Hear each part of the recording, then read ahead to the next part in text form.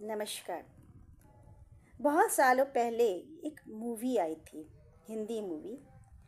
उसमें दिखाया था कि नायक किसी एक्सीडेंट की वजह से नौकरी छूट जाती है, वो घर में रहता है और घर का खर्च चलाने के लिए नायिका को नौकरी करनी पड़ती है।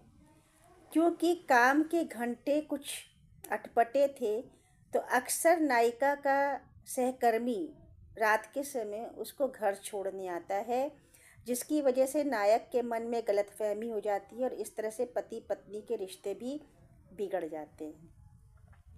इसी से संबंधित मैं एक घटना सुना रही हूँ जो मेरे साथ हुई।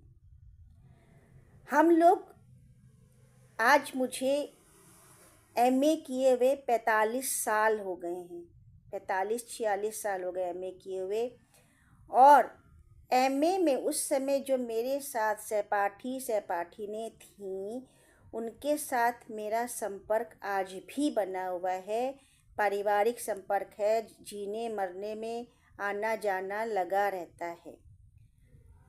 एक बार किसी विवाह समारोह में मैं गई। वहाँ पे एक रिश्तेदार महिला थी। वो मुझे बातों बातों में बताने लगी कि मेरा बच्चा फलानी स्कूल में पढ़ता है। तो मैंने कहा कि अच्छा, उस स्कूल में पढ़ा हुआ, जो उस स्कूल का जो प्रिंसिपल है वो मेरे साथ पढ़ा हुआ है, मेरा बहुत अच्छा दोस्त है। अगर कोई परेशानी हो तो बताना। अब छूटते ही उस महिला ने कहा, कोई चक्कर था क्या? बहुत सारी महिलाएं वहाँ बैठी हुई थी और मुझे वो इतना शर्मनाक और अपमानजनक लगा कि मेरे मुंह से तुरंत निकल गया कि तुम्हारी सोच इससे आगे भी है। अगर पुरुष स्त्री की दोस्ती है तो क्या वो केवल चक्कर तक ही सीमित होती है? नहीं। कुछ लोगों, कुछ घटनाओं ने पुरुष स्त्री की दोस्ती को बदनाम कर दिया है। केवल कुछ घटनाओं, कुछ लोगों ने। नहीं तो पुरुष और स्त्री भी बहुत अच्छे दोस्त हो सकते हैं। और आप यकीन मानिए, मेरे साथ जो पढ़े हुए लोग थे वो अलग अलग विभागों में अलग अलग पोस्ट पे हैं।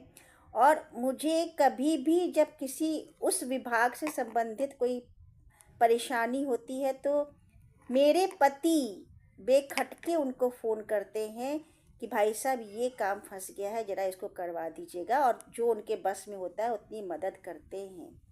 तो आज मैं ये टॉपिक इसलिए उठाई हूँ कि दुनिया कितनी आगे बढ़ गई है, बहुत आगे बढ़ गई है।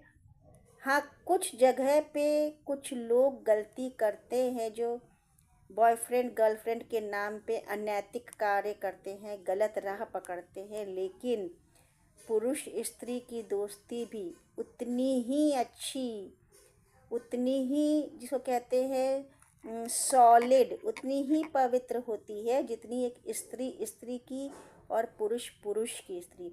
तो उसको उस नज़र से देखना बंद करिए। आज भी देखते हैं कई बार, अगर किसी स्त्री पुरुष को साथ जाते देखते हैं हस्बैंड वाइफ के अलावा, तो लोगों के मन में एक प्रश्न चिन्ह उठ जाता है कि ये इसके साथ क्यों जा रही है। तो समय बदल गया है, हमारी सदी बदल गई है।